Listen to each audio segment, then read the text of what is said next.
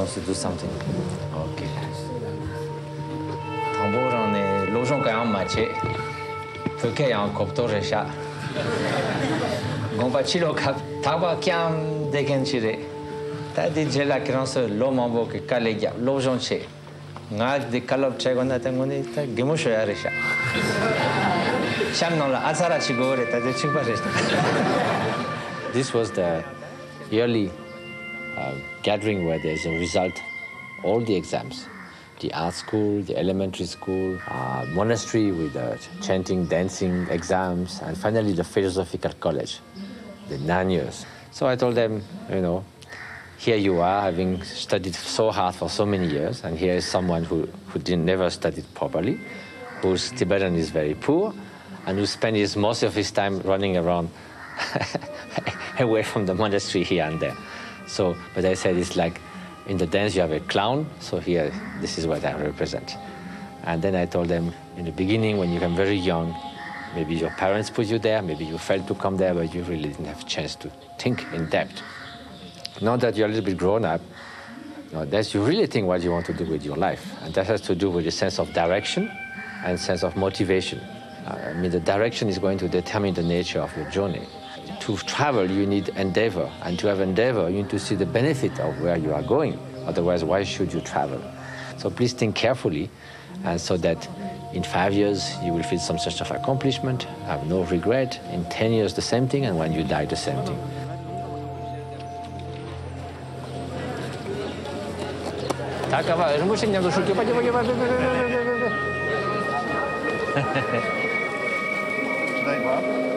Yeah, it'd be nice.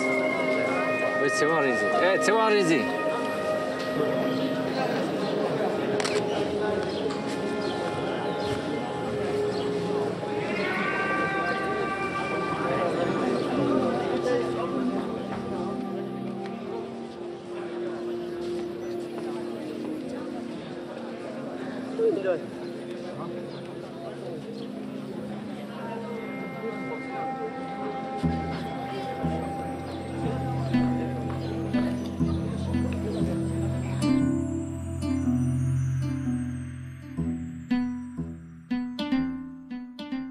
This is the mantra of the Buddha of Compassion that is carved on the rocks. You have publicity or advertisement for Coca-Cola.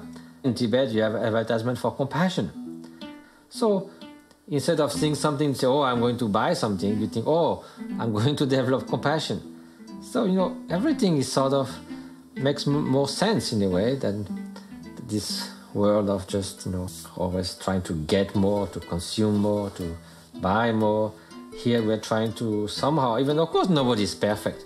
There are still terrible people around there in eastern Tibet. They always like to fight with knives and all that. So this is not perfect, but at least it's always somewhere that would be the way to go. You know, increase your human quality rather than just being obsessed with gross national product.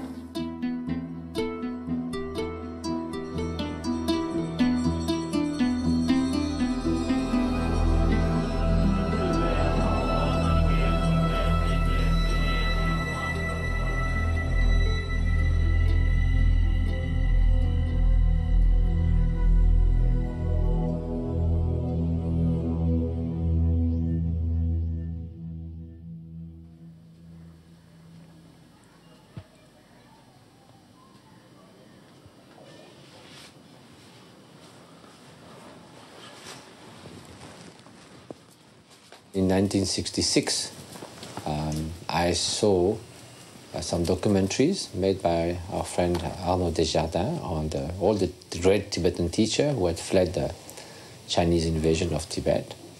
And then it was like a kind of revelation or a very powerful inspiration.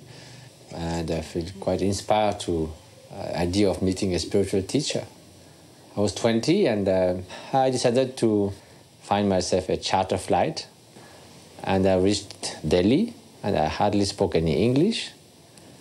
And so I made up my way, taking trains to Darjeeling, and then I met my teacher, Kangyo Rinpoche, and spent 3 weeks to 1 month just sitting in a small room at his feet, try to meditate not knowing very much what to do, but his presence was so powerful and so inspiring and so soothing and peaceful and strong at the same time that, you know, that's all. It's much more than I needed.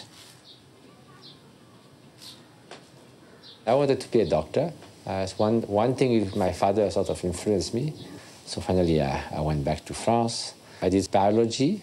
I did some research in Pasteur Institute with a very good lab. I was lucky to be taken with François Jacob, who with Jacques Monod and André Lvov, I just received the Nobel Prize for helping to decipher the genetic code and things like that.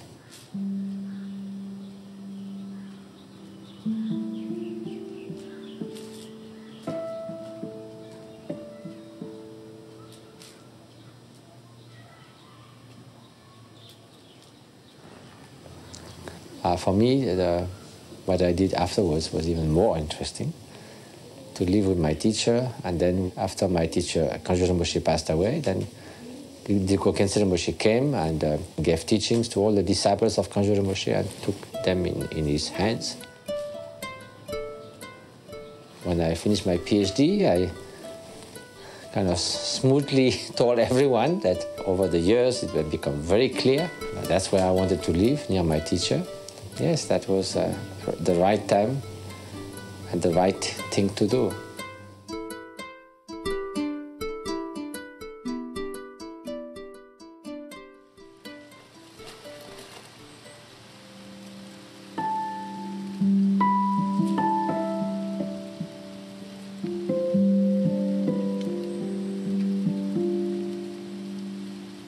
Cause and effects. I have to come. It was terrible.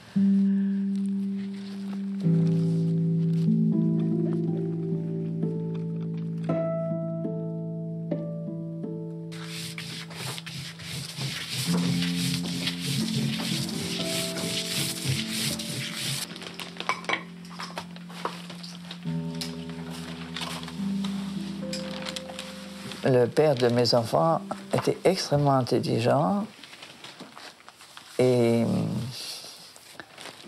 j'ai toujours pensé que j'étais invalide du cerveau parce que très enfant, je me disais pourquoi on a cette intelligence uniquement pour constater qu'on manque d'intelligence.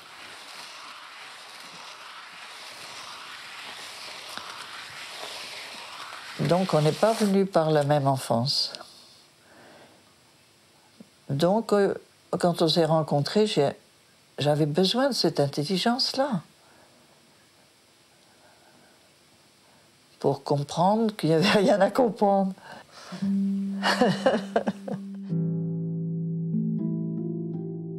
Mon père était donc Jean-François Revel. Il nous a eus avec ma mère Yann Toumelin très jeunes. Ils avaient 20 ans quand ils se sont rencontrés.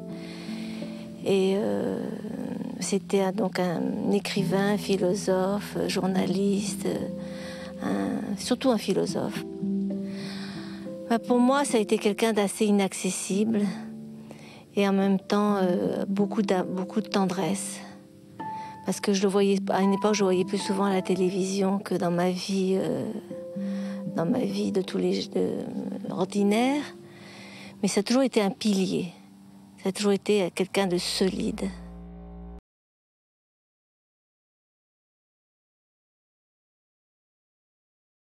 Alors ma mère, donc Yann Toumelin, est une grande peintre. Moi j'ai vécu entourée de peintures toute mon enfance. Ça a nourri mon imaginaire de façon incroyable. Parce qu'à l'époque, quand j'étais enfant, elle était peinte surréaliste. Alors s'il y avait des animaux particuliers, c'était un monde fantastique que je ne comprenais pas, mais j'acceptais de ne pas comprendre ce qui se passait dans ces tableaux.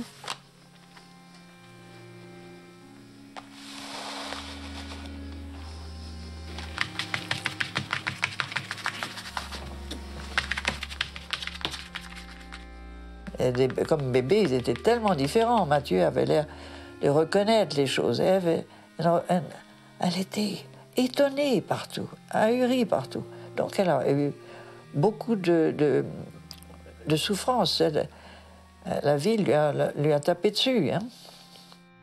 J'ai écrit un livre qui s'appelle Parkinson Blues, qui parle de comment je fais pour vivre avec une maladie qui est la maladie de Parkinson, que j'ai depuis 15 ans maintenant. Et je parle comment j'utilise, parce que ma maladie, c'est une maladie évolutive, dégénérative, et qui ne se guérit pas. Et je raconte comment je fais pour que ça ne se passe pas comme ça. C'est-à-dire que j'utilise l'énergie de la maladie pour lutter. La maladie, c'est une énergie comme une autre. Et j'utilise l'énergie de cette maladie pour lutter contre la maladie. Yes, it was clear in her case that inner strength and the way your mind is stronger than the outer condition, because the outer condition was so difficult for her. She could have been completely broken. So, but because she could master various elements of the conditions of inner strength and inner peace, and so that overrides her physical difficulties. Je n'appartiens pas plus à celle des Parkinsoniens et je ne vis pas comme eux. La médecine ne s'intéresse pas à cette différence. C'est l'esprit, la force d'âme et la liberté intérieure qui fait toute la différence.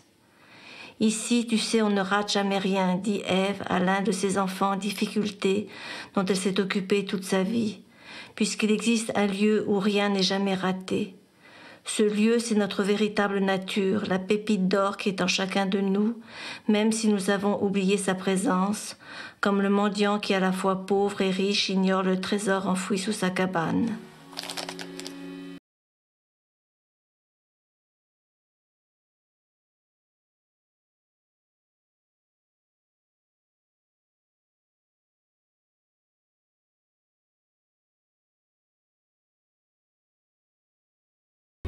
Somehow, I think my mother getting more and more towards a spiritual life, and my father more towards this intellectual sort of writing and debating and being a polemical writer. Somehow, their world was becoming slightly distant, so then they separated. Mais c'est vrai que j'étais d'une génération où on ne divorçait pas, puis j'ai pas été jamais active. Bon, j'étais comme ça, c'était comme ça. Et bien, Jean-François, il a beaucoup manqué, particulièrement à sa fille. Matthieu a trouvé d'autres pères avec des maîtres, des pères parfaits.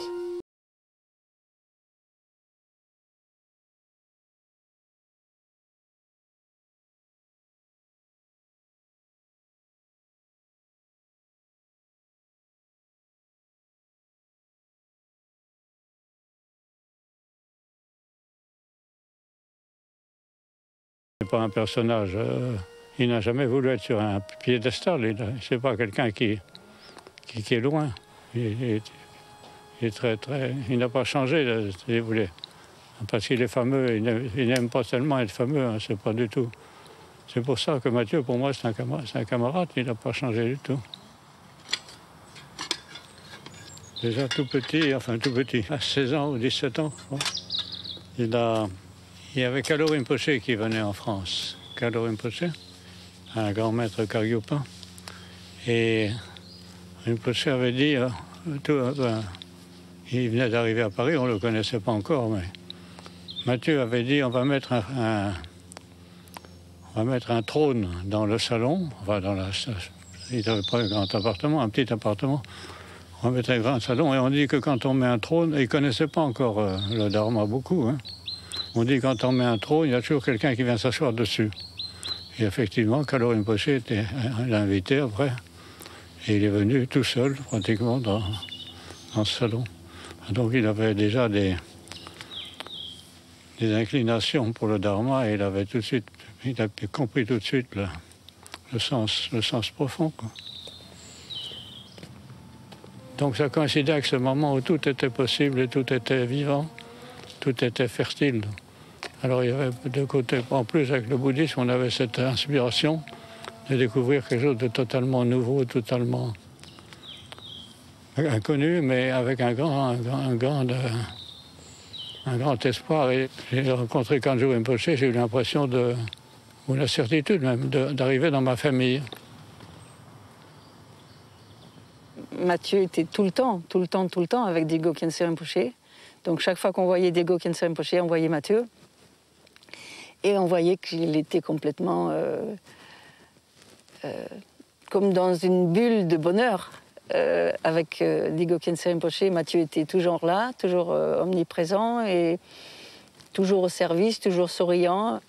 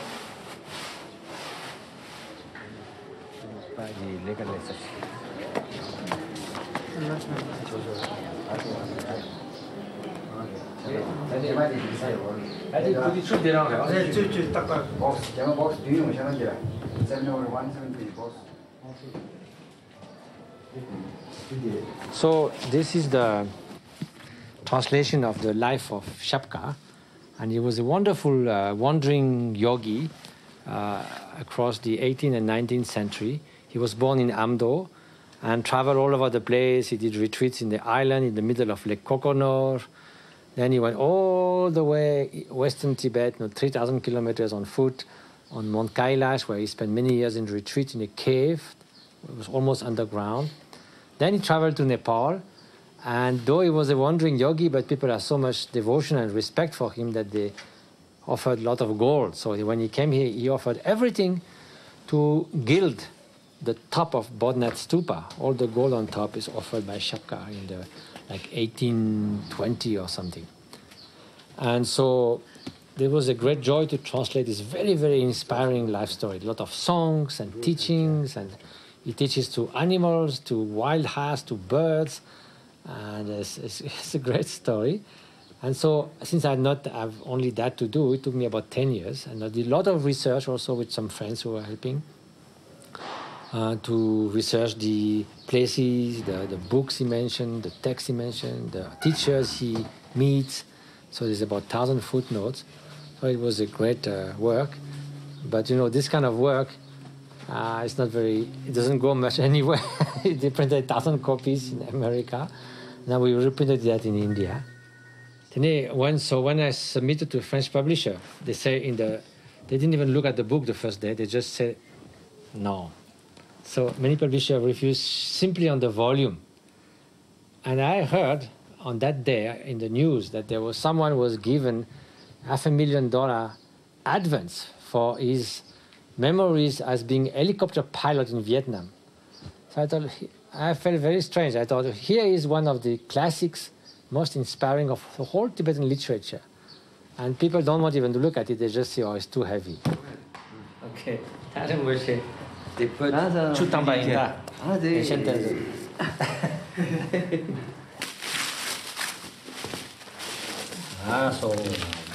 Put Tambo.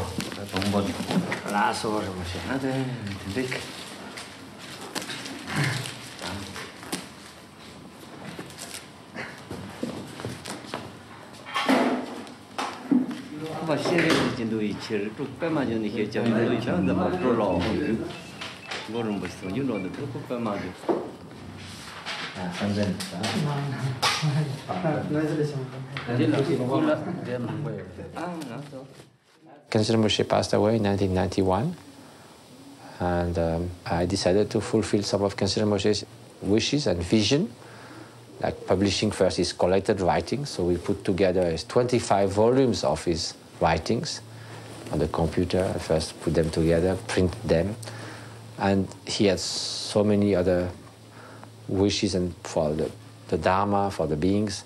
So now it's the same thing. I'm just trying with the publications of the books and whatever I do, maybe not very skillfully, but I hope that my main goal is still to fulfill Khyentse Rinpoche's vision.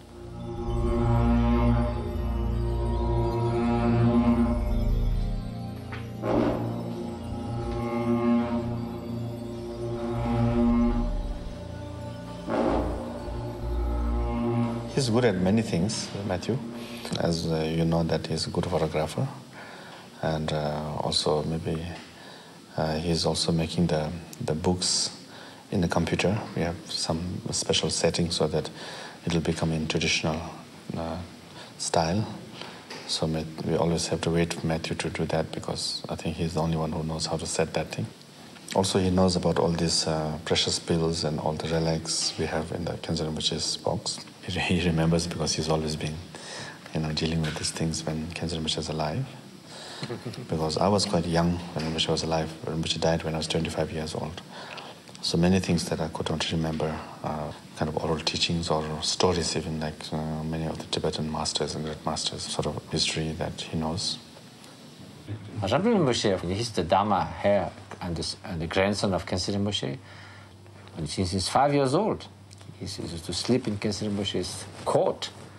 And so I met him first when he was 8 years old. I think he's 41 now. Then, as he grew up, and especially after Khyentse Rinpoche passed away, obviously he had to shoulder the whole legacy of Khyentse Rinpoche. Then I became very, very close.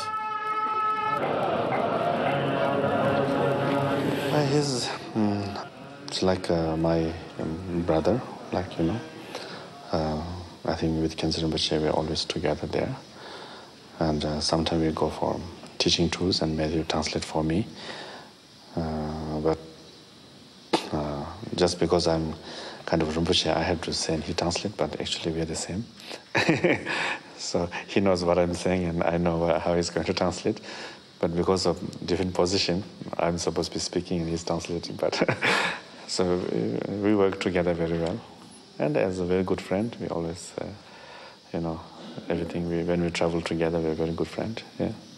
He's kind enough to consider me as a friend, although I'm also feeling like a disciple. But so we have, I think, very, very strong, cohesive relation. And I try to serve his purpose and vision. And he himself feels that there's nothing else to do but fulfilling Khyentse Rinpoche's vision and taking care of the young Khyentse Rinpoche. So our goals are completely one.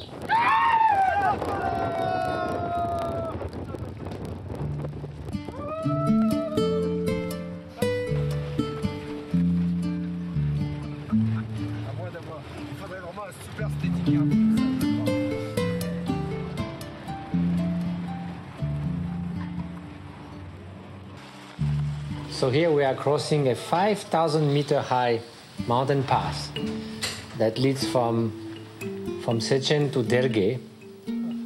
It's I think one of the highest passes you can drive. You are 200 meters above the Mont Blanc. Hi, everybody. So Rinpoche has brought a satellite phone, but anywhere we tried it in Tibet, it says invalid position.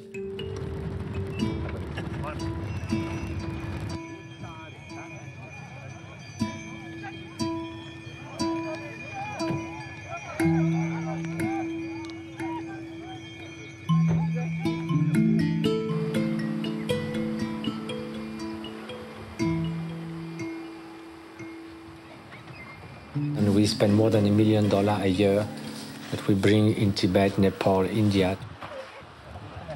So we have very small numbers of people working there, but all committed and all volunteer. That's why in our projects we are able to keep 2% overhead expense.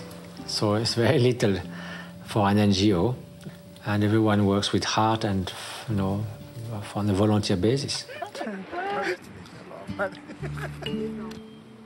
We built 16 clinics in eastern Tibet, and it's quite a remote area, as you can see. There's only a dirt road to reach there, and there was no doctor around before. To get to any medical center, you had to drive for 5 hours. Provided you find a car, which obviously you can see the road. It's not a place you can hitchhike anytime.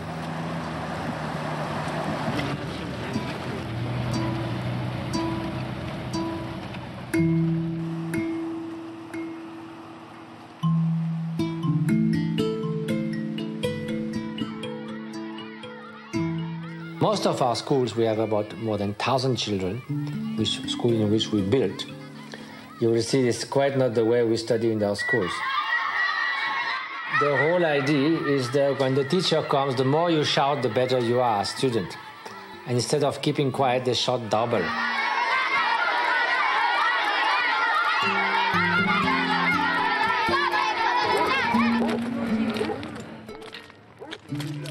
This lady, she had a husband that died, and she had a 13-year-old sister and this elderly mother, and she had bone TB. She was left for dead. She could not get up anymore.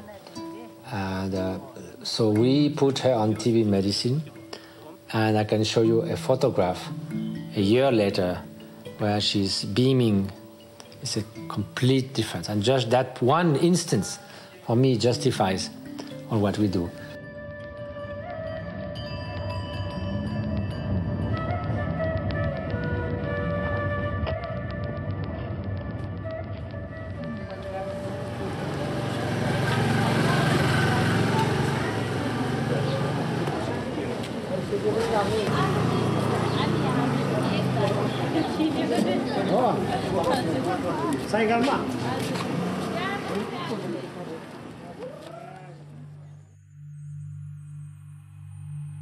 I was there when the first letter of recognition came from Tulsi Rinpoche.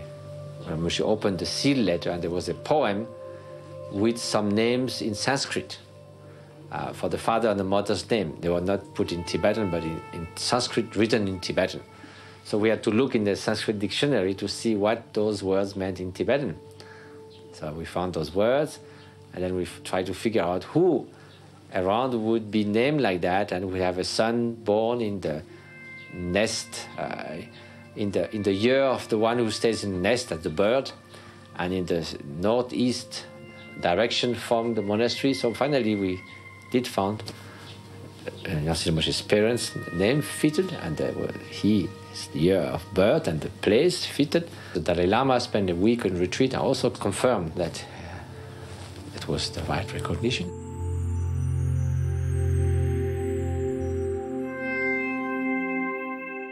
Digo Khyentse Rinpoche was my past life. He was a great teacher. The spiritual teacher is like example of I, because I am the recognition of Digo Khyentse. It's like this. We are all born here to teach the sentient beings and to show the path of enlightenment, and to release all the suffering, that the sentient beings have. Yeah, when they suffer, some of them don't know where the suffering comes from. They just think it's normal, but it's not that. The suffering has where it comes from. Is coming from our mind. We call it the three poisons. There's a picture of a pig and a snake and a bird, and it presents the pig presents of ignorance, and the snake presents of anger, and the bird presents of desire. From these three, our suffering comes.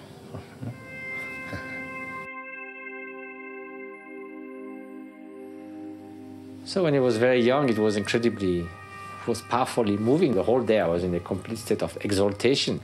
I feel such incredible love, for him. When he was so small, 3.5 years old, I feel like I never had children, but I could imagine what's unconditional love for a child or for someone.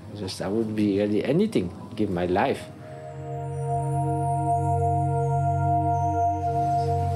I will say he is my most,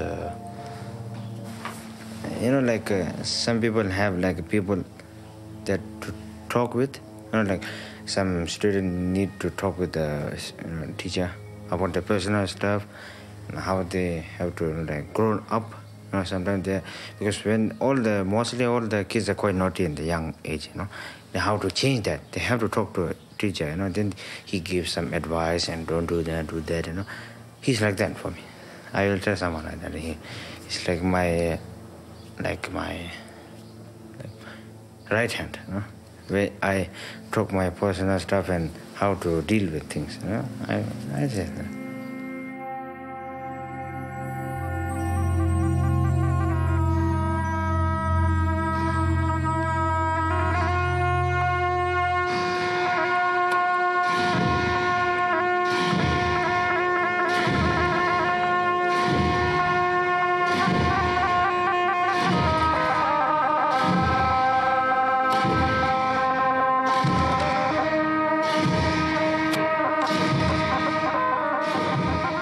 Sacred dance is there some kind of outer projection in movements and musics and symbols of the inner meditation that the monks are doing during the ceremony that goes sometimes for day and night, for 9 days and night without interruption. So it's like a performance of what the inner meditation is about. And also it's a way of sharing with the public. It says liberate by sight, in the same way that the mind is liberated by meditation.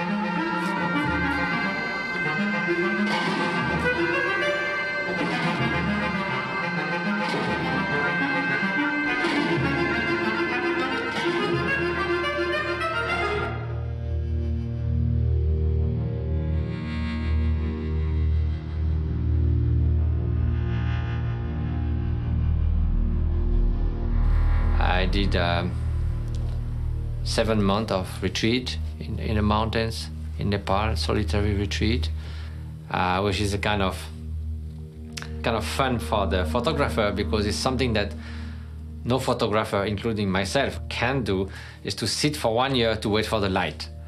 So I was not waiting for anything, because I was simply sitting in my hermitage, but I had this incredible landscape, 400 kilometers of the Himalayas and above a forest with the birds and some peasants and the hills.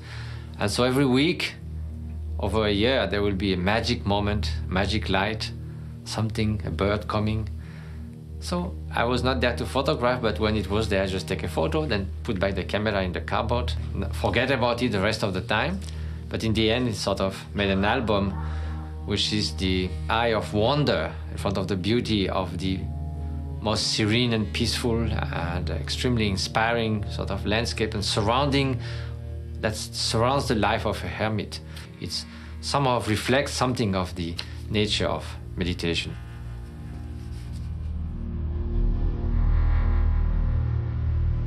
It feels incredibly wonderful to sit alone in the hermitage and look at the mountains, look at the sky, and just do.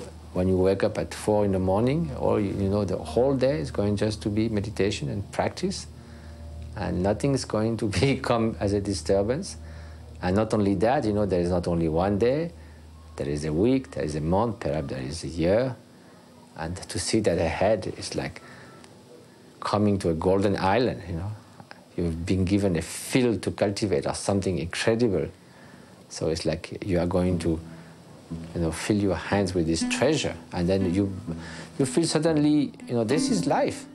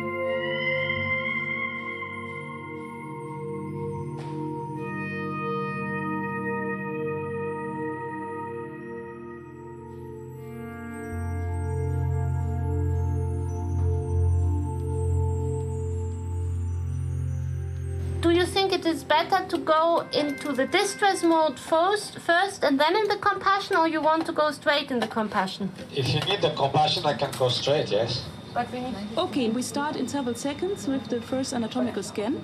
Oder die Insel macht was Umgekehrtes. Hoch. Oder hat... Ja, da kommt's. Da kommt's. Ziehen. Komm hoch. Ja. Ja. Komm. Na, jetzt geht's ja noch richtig hoch.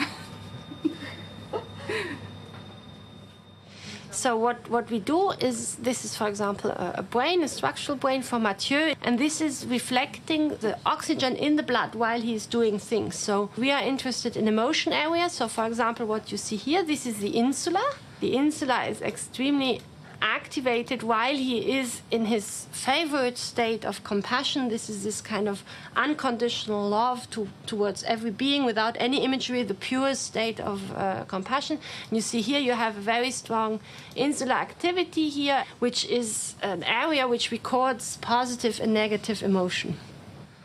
As a researcher, he is someone who can help us a lot to understand the nature of compassion better and to also get the idea into Western society that to cultivate compassion is possible and that you can actually prove it and do it and encourage people to do it. So I think, given that's also the goal of my life or of parts of my research, is to bring more compassion into the Western world or my world. I think he has the same goal. He does it on his way, and so we work together, I think, on the same goal. Okay. Okay, very well done. We get you out now. The first looks at the data look like this left prefrontal, which you also know from the EEG work, is only really there in the unconditional compassion and not so much in loving kindness. It's the most refined, I could say, I don't know, higher state, both in the brain and in meditation. And do you think that for going into the state, you have to block out much more from the outside? Not at all. You don't block out. No. Actually, you relate to the ultimate nature of mind, pure awareness. If science does find, which seems to be happening now, that meditation induces deep changes in the brain, in the way it functions. So that means that meditation are not just like, changing temporarily your moods, but in the long term, they change really what you are. And therefore, this could be used by anyone who wants to take the trouble to undergo that process of transformation. Or maybe with a non-Buddhist label to bring some of this wisdom and techniques in education. Teach the children how to be more attentive, to be more balanced, to be more compassionate in a secular way, but using the depth of those methods. And that's the greatest service we could give to society, to work toward a more compassionate society.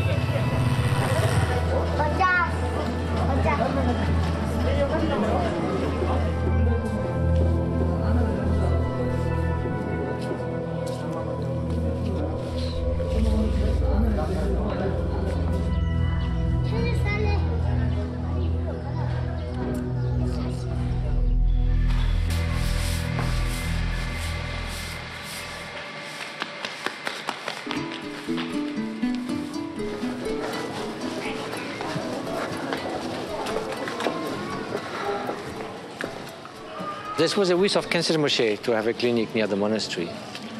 So 7 years ago, we built that clinic. And slowly it grew. First, it was so nice that poor people thought, oh, that's not for us. So we had to advertise, yes, here, come. And now, of course, we have 50,000 medical services per year. And it's a wonderful atmosphere of compassion. Oui, bien sûr, on peut parler Sur l'histoire, quand même. Oui, bien sûr. Elle refait une crise, là. Oui. On ne voit pas trop, là. Ah ouais. C'est un cas dramatique.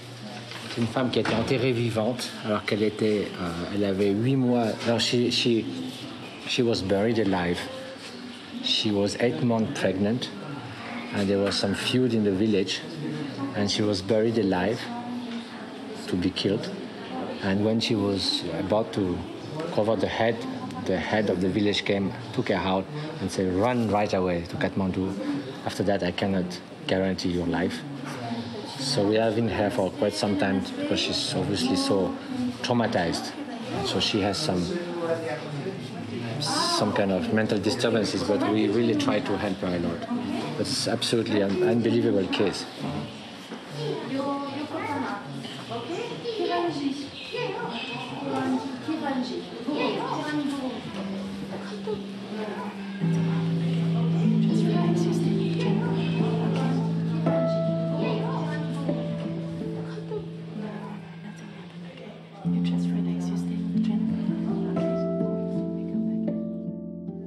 En fait, c'est leur maison qui a brûlé.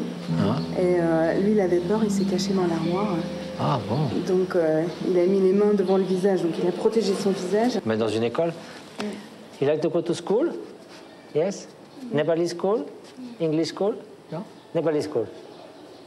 I think we'll try to take you to a nice school, and you, if you like, then we'll take you to... It's all made with bamboos.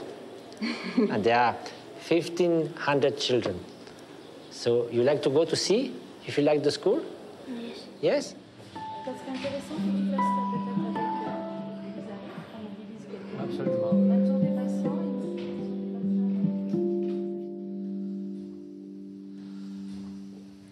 So you can see, I mean, this sort of easier to meditate there than in the subway. And this is the Marlborough County of my photographs. It's Mount Kailash. And then this is the hottest day of the year in Amye Machen, August 1st. I was with some Tibetan friends with a big tent, and they said, "We are going to sleep outside." I said, "Why?" He says, "Summertime."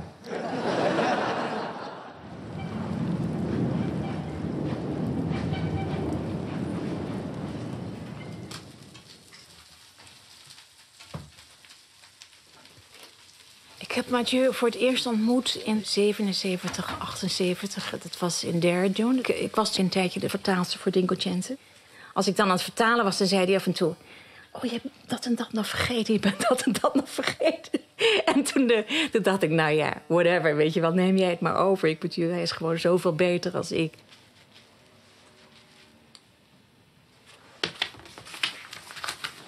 In 1 month here, I'm going to, I think, 7 countries, doing almost 15 or 16 conferences and countless meetings. So there's not a single day that is sort of, this is kind of the only quiet morning I think I have in the month. And then, since I couldn't do that in the train or in the plane, that will be surprising. So I took the occasion to try to sort out those photos. And of course, those photos also, they will be put on auction, and the benefit will go to the projects, like 100% of royalties of my books and whatever I do. I don't need anything. I have 1 pair of shoes and no car, no house. So simple life. Sometimes I feel I should just do retreat.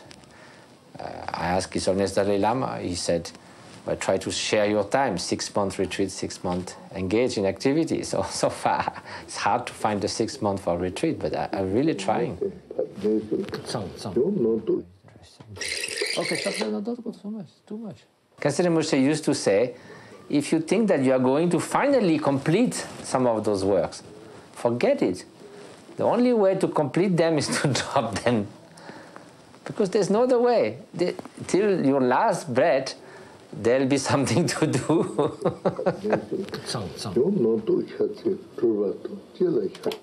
So Tsang means they are recognizing not the dwelling place. Tsang means the flows. And Tsang, like to bring out the flaws, flow. This is the kind of hidden flows.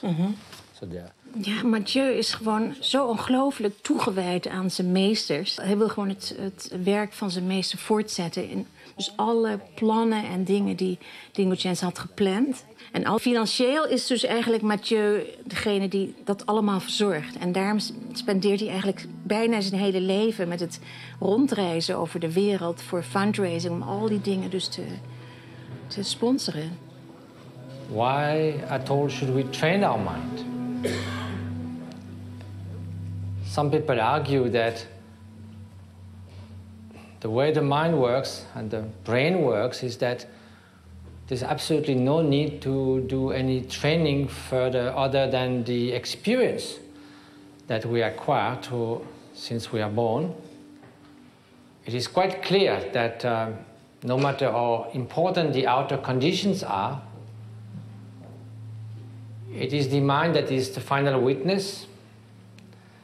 It is the mind that translates into well-being or misery those outer conditions. So, if we were to change even to a small extent the way we experience the world, then somehow our world, and that's the one we experience, there's no other one than the one we experience, can change to a considerable extent.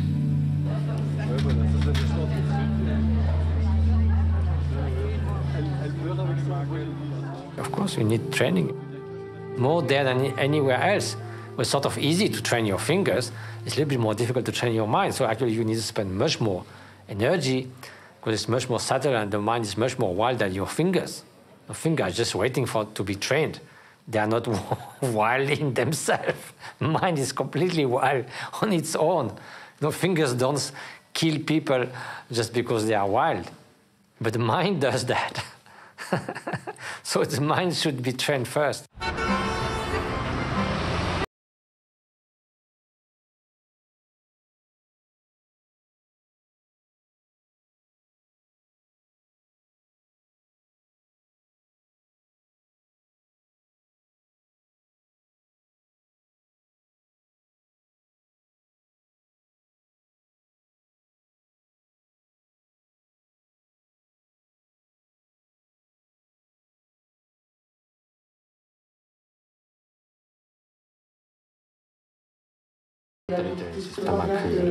Les gens dans le monde, surtout en Occident, pour quelles raisons?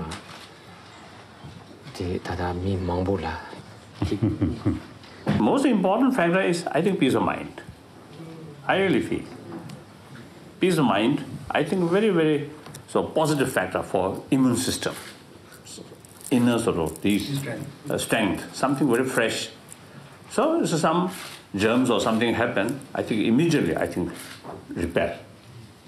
I think that's mine. And then I think important is sleep, sufficient sleep. Although I wake up 3:30 in morning, so perhaps I think most of you, I think, very good dreaming. I always see get up. So I think sometimes worthwhile to sacrifice your night entertainment, and better to go sleep earlier. That's better.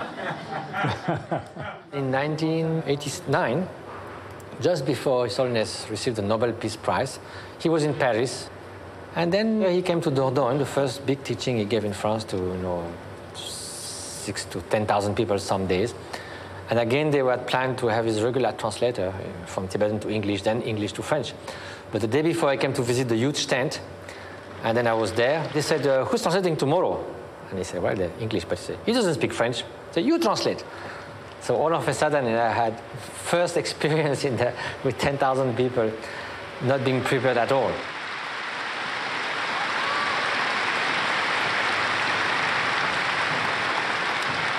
See, sometimes he can do very simple things. Sometimes he has no hesitation in going the deepest.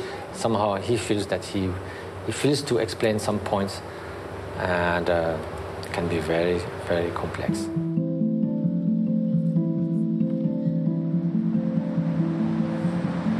Well, the teaching is about two texts of Nagarjuna, who speaks about the mind of enlightenment, and is only explained the context of those texts.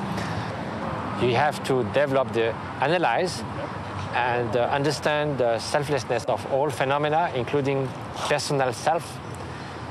Then you come to the understanding of emptiness, of true existence in all phenomena whatsoever. So this is the religion of wisdom. This is the direct antidote. He said just to meditate on patience or love against anger will reduce anger temporarily, but doesn't go at the root of it. Likewise, strong obsessive attachment, you may meditate on the unpleasant aspect of the object of attachment. Again, this is a temporary measure to reduce desire, but not the root of it, which is ego clinging, is still there. So now when you have realized emptiness, you see that the obscurations, the negative emotions, the clinging to the self, it can be removed because its nature is empty, and you need to understand that. So now if you know the ultimate nature of things, when you see being suffering, you see at the same time that they could be free from suffering. Definitely. So then the compassion is called the great compassion, Mahakaruna, because it comes within the wisdom, so it's much stronger than beginning simply to meditate on suffering and then developing compassion and then gradually developing wisdom. So the text of Nagarjuna is that way. It begins explaining the absolute truth, then from that it speaks about how to develop further compassion.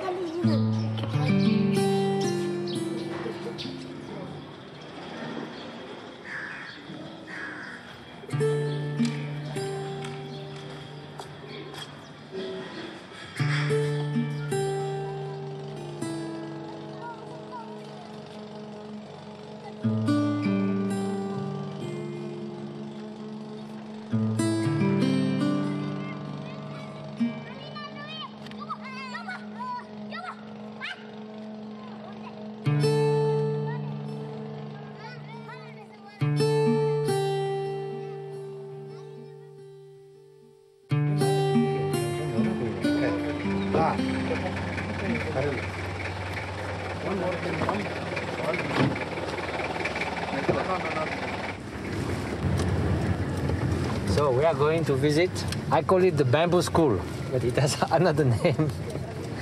But anyway, there's a wonderful guy who is a self-made sort of man who decided he wants to help the kids here. So he has already built 4 such schools, all made with bamboos. In 3 months he can finish. And he is a big vision. There's 75 districts in Nepal. He wants to build 75 schools. And so we really thought it's nice to support at least one school.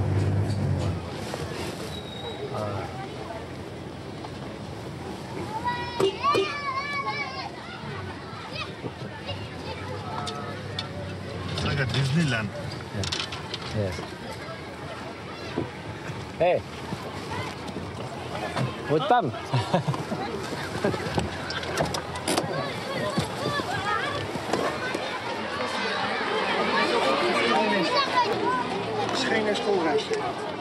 Wow, look at that.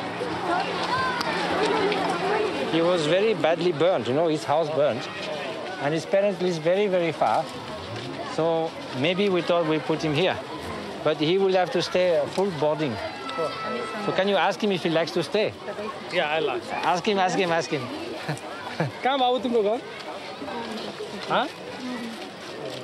So you like this school? You like? All made with bamboos. There are so many kids. You know, this new, we gave them just $3,000 1 month ago. Now look what they built. Those two magnificent buildings.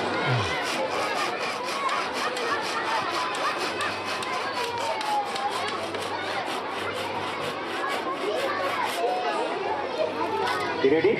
1, 2, 3, go.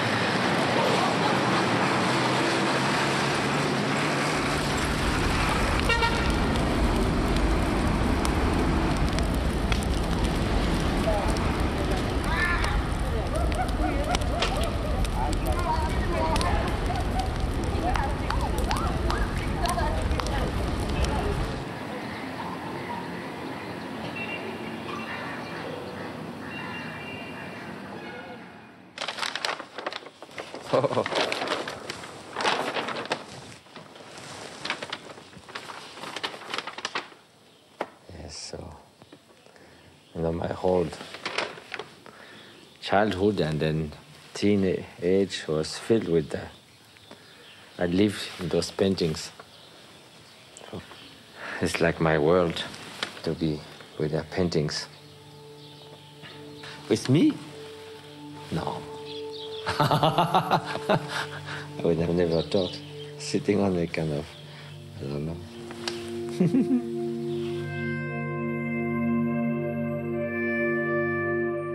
My father became sick, and so I got news that maybe his life won't last very long.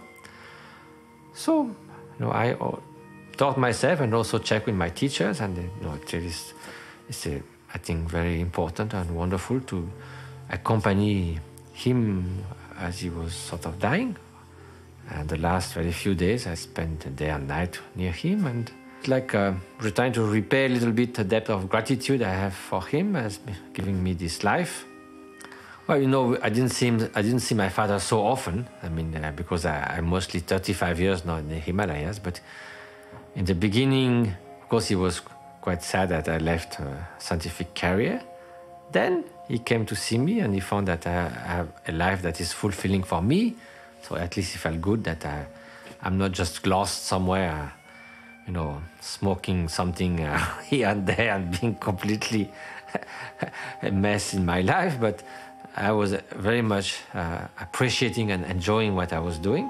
And then we did this dialogue together, which helped us to go deeper into the real reason why I adopted this way of life as an art of living, as a compassionate approach to the world. And I think intellectually he appreciated very much this aspect of the Buddhist path, although he didn't have any belief at all in more transcendent aspects of the Buddhist path, but at least as a way, how should I live my life? He thought that Buddhism in our world, where those things are very much missing, as Western Buddhist philosophy now is just doing from very abstract construct and not really dealing with a way of life like the ancient Greek would do. So he thought that's a very wonderful contribution. So we came quite close with that. And then at his funeral, the perpetual secretary of l'Académie Française, she told me that he had told her, which I never knew, that this dialogue had brought something quite important for some kind of reflection or meaning of life. So I was sort of surprised, happily surprised. I didn't think it really mattered that much for him. So it was nice to hear that after just he passed away.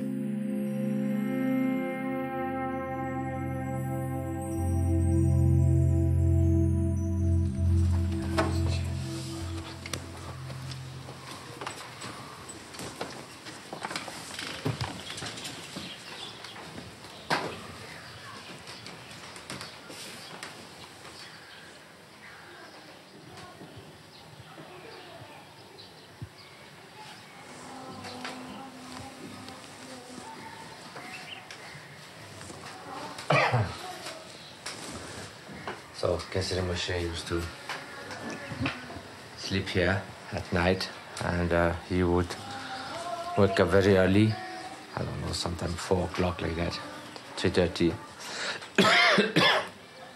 and do his prayer silently till around 8. And then when he would just wake up, I would sleep here. Then when he would just wake up, I would get up myself and then take his bedding, fold it, put it in this almori, and then just do, his meditation and sadhanas and prayers till around 8, 8:30, depending. And he would not speak. So then after that, he would dress, go to the bathroom and wash, and then go to the main big room where usually 30, 40 people would be waiting to see him, and then the day would start like that. And here is a photo of his spouse, Kandro. And also in this box, there is Kensei Rinpoche's skull, which that didn't burn during the cremation. So his most precious relic, all top of his head, is in that box.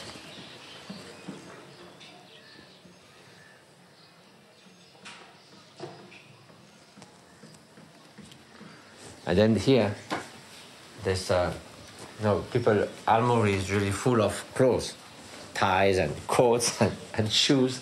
But here, it's a bit different. It's only books. And those were, although we have a vast library, but these were the personal books of Kensei Rinpoche. I mean, those he used all the time.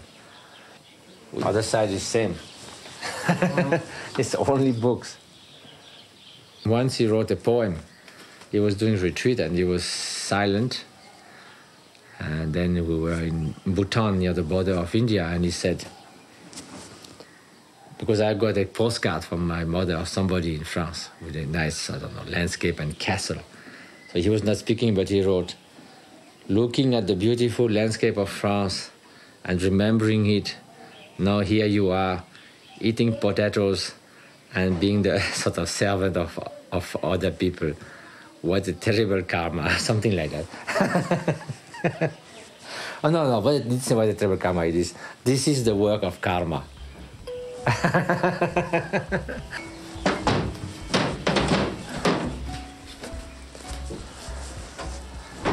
So, it was not a terrible karma, it was the most extraordinary fortune of my life, yes.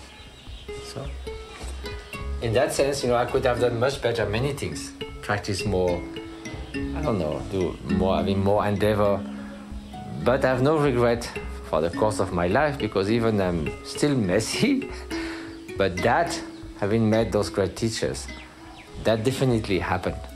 So in that sense, the overall fortune and meaning of my life is no regret. No, I have regret maybe for not having practiced enough. That's what I want to do, my laziness.